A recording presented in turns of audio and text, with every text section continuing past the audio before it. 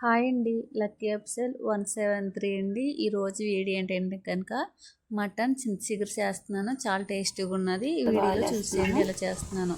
ఇప్పుడు ఆయిల్ వేసుకున్నాం కదండి. 4-5 పచ్చిమిరపకాయలు, 2 పెద్ద సైజు ఉల్లిపాయలు తీసుకుని బాక్స్లా కట్ చేసుకోవాలి.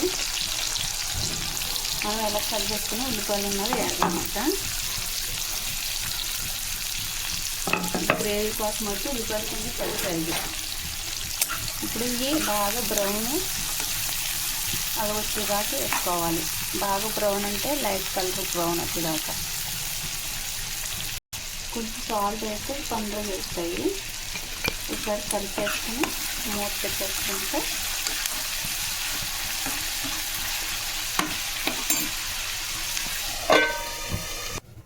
ఇప్పుడైతే మూత తీసి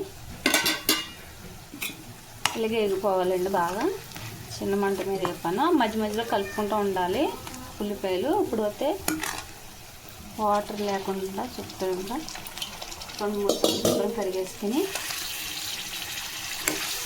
వాసన ఉన్నది మంచిగా తీసుకోవాలి. మనకి బాగా కొవ్వు పట్టిన కాకుండా కందతోటి ఉన్నది తీసుకోవాలి. బాగా కలిపేసుకోవాలి. ఇప్పుడు నేను చూసారు అల్లం వెల్లుల్లి పేస్ట్ ఒక చెంచాడు అన్నది తీసుకున్నాను. ఇది కూడా వేసుకొని బాగా కలుపుకోవాలి.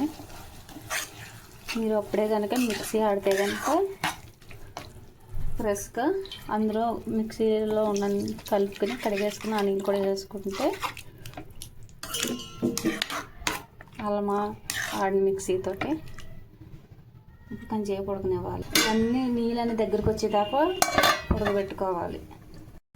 అల్లం వెల్లుల్లిపాయ వేసుకున్నాం కదా, సగం ఉడికాక ఒకసారి ఇలా కలుపుకుంటే అల్లం వెల్లుల్లి వేసిన తర్వాత పేస్ట్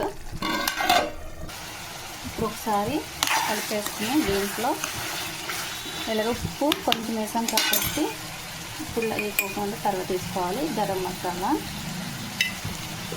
అలాగే కారం కొంచెం పులుపు ఉంటుంది కాబట్టి అందుకని 2-3 చెంచాలు వేసుకోవాలి. చిన్న చెంచాలతోటి అలాగే పసుపు వేసుకోవాలి. మనకి పులుపు తగ్గట్టు కారం ఉప్పు అయితే వేసుకోవాలి. లేదు కారం తక్కువ తింటామంటే తక్కువ వేసుకోవాలి. గరం మసాలా కూడా తక్కువ వేసుకోవాలి. కూర అయితే మంచి కలర్ఫుల్గా ఉంటుంది. అలాగే మంచి వాసన కూడా వస్తుంది. మనం ఉప్పు కారం వేసినప్పుడే మంచి వాసన వస్తే కూర బాగా సెట్ అవునట్టు. చూస్తారు కదా. ఇప్పుడు కొన్ని నీళ్ళు వేసుకోవాలి. నీళ్ళు అయితే ముక్కు ములిగేదాకా వేసుకోవాలి. కొంచెం ఎక్కువ వేసుకున్నా పర్వాలేదు, తక్కువ వేసుకోకూడదు.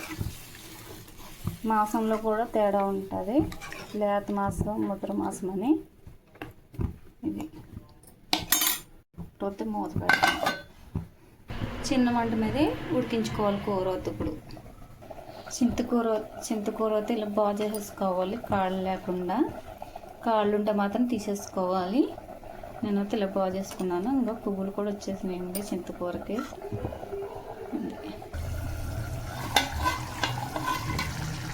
కూర అయితే దగ్గరికి వచ్చింది కదా.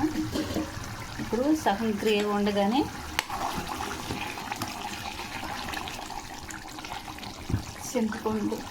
చింతచిగురు ముందుగా బాగా చేసుకున్నాం కాబట్టి 2 అరచేతుల్లో మయంగా పెట్టుకుని చింతచిగురు ఇలా నలుపుకోవాలి. అప్పుడే ఆకన్నది బాగా నలిగి పులుపు అన్నది వస్తుంది నాకు.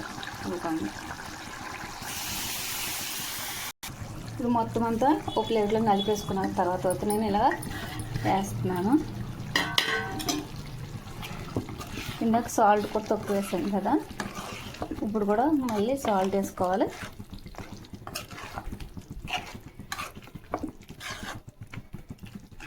ఇలాగ ఒక 10 నిమిషాలు చిన్న మంట మీద ఉడకనివ్వాలి. ఇందాక సాల్ట్ కొంచెం వేసాను కాబట్టి మళ్ళీ ఇప్పుడు వేస్తున్నాను.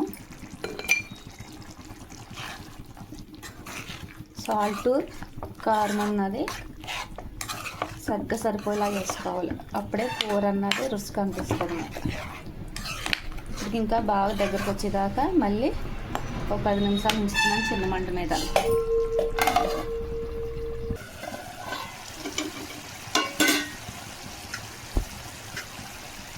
కూర అయితే దగ్గరికి వచ్చేసిందండి.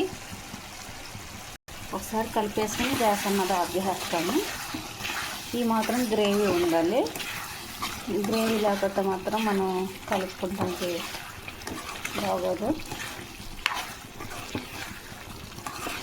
అలాగే మటన్ కూడా చాలా చిన్న చిన్నగా కట్ చేసుకోవాలి. ఇదండి ఈ వీడియో. చిగురు మటన్ కర్రీ అయితే రెడీ.